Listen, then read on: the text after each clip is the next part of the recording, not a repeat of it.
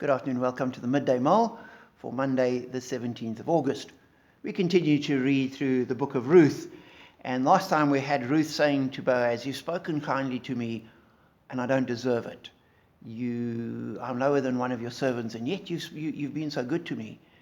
And Boaz's response to her in verse 11 of chapter 2 is, "I've been told all about what you've done for your mother-in-law since the death of your husband."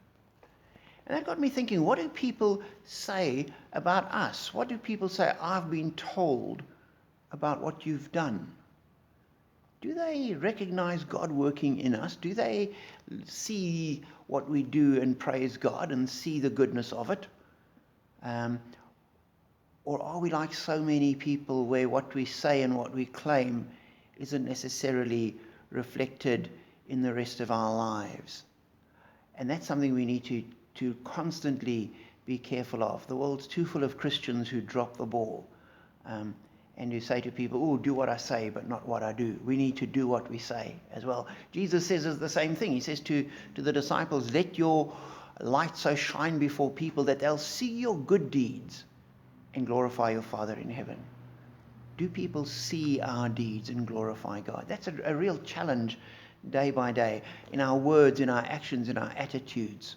We need to be salted with love and grace and compassion so that Jesus will shine through us. And then Boaz continues and says to Ruth, "May the Lord repay you for what you have done. May you be richly rewarded by the Lord, the God of Israel, under whose wings you've come to take refuge."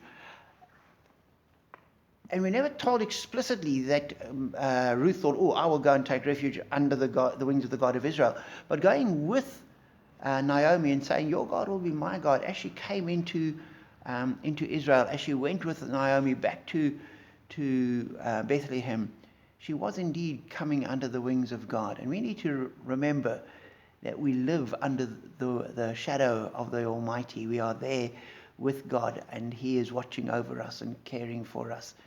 Even when, like Ruth, we struggle through life and we're gleaning in the fields and we're doing what we can, we are still under the wings of the Almighty.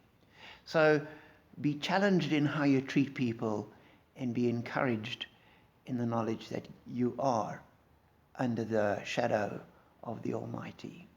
Be blessed.